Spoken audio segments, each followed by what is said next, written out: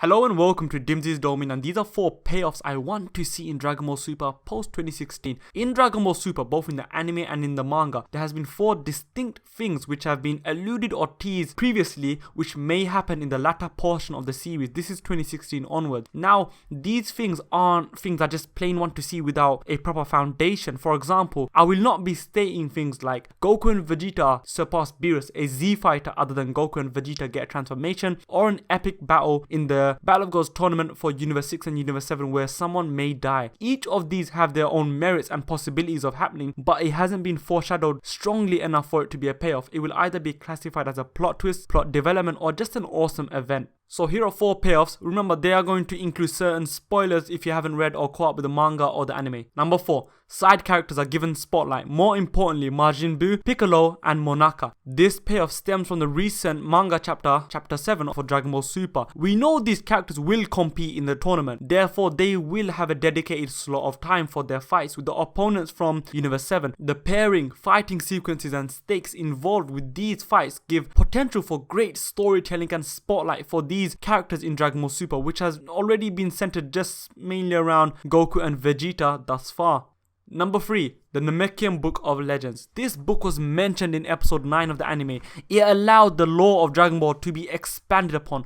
Although we have an origin story for the Dragon Balls, which I'll do a video later on, so don't worry, it is still a very rough origin. It outlines the absolute origin of the Dragon Balls. The Namekian Book of Legends shouldn't be confined to Dragon Ball business. It's an ancient text which has a huge wealth of knowledge, and this makes sense why it may have more knowledge than any of the Kais in Universe 7. So I want them to utilize this, and it will make for a great and awesome payoff later on in the series where they need an answer but they are hesitant to ask Whis, Beerus, Champa, or Vados, and the Kais who probably won't have a clue.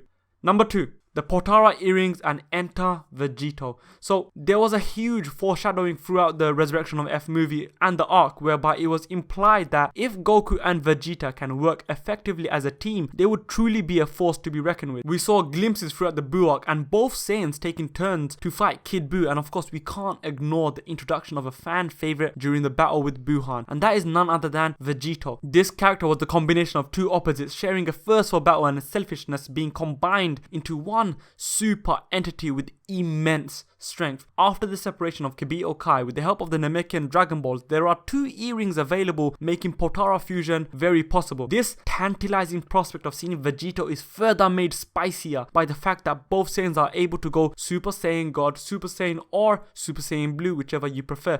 Who doesn't want to see a Super Saiyan Blue Vegito? To add more fuel to the fire, from the latest chapter 7 from the Toyotaro manga for Dragon Ball Super, we saw that the Universe 6 Kais also have Potara earrings, making it more available for Vegito to make his entrance. This would make for an absolutely fantastic payoff which I know no fan would complain about. Number 1. Gohan's return to prominence, even if it is for a short while.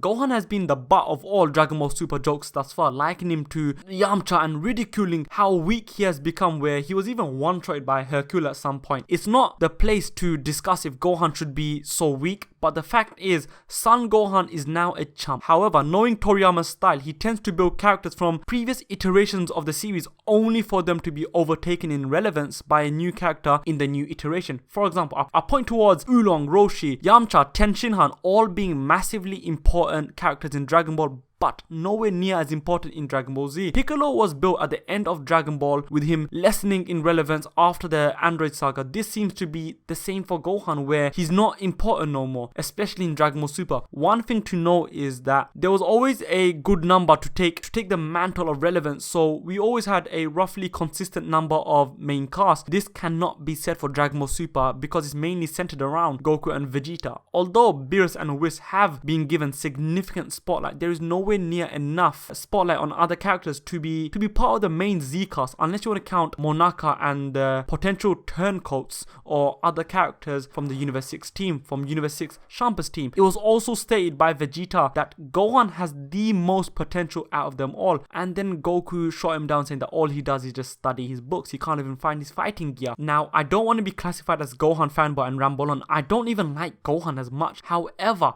it can't be denied it seems like they're going out of their way to bury Gohan and make him and demean him and lessen his character. This is not normal, and this treatment does raise a few eyebrows. So I find that this is an appropriate form of foreshadowing to have Gohan return to prominence. I want everyone to remember how strong Ultimate or Mystic Gohan was. Remember how strong he was. Now I want you all to recall how long it took Gohan to achieve this feat from his previous weakened Super Saiyan 2 state. It was around a day with Elder Kai's help. So it wouldn't be ridiculous to think that it would take Gohan a few days, maybe a few weeks in the normal dimension of Earth, or a day in the hyperbolic time chamber to reach that bracket level of Mystic Gohan once again. I don't expect Gohan to be the strongest or anywhere near as strong as Goku and Vegeta, but being stronger than Fat Boo will make him relevant in some capacity or another, which in turn will equate to a very satisfying payoff, as it had a very evident foreshadowing from a very early stage of Dragon Ball Super. So yeah, I have rambled on for a bit, but these are the 4 payoffs I want to see in the latter portion of Dragon Ball Super. Do you agree or disagree? Do you have different payoffs you want to see? Let me know in the comment section down below. Make sure to like, comment and subscribe for more content. You may now exit Dimsy's domain. Thank you and goodbye.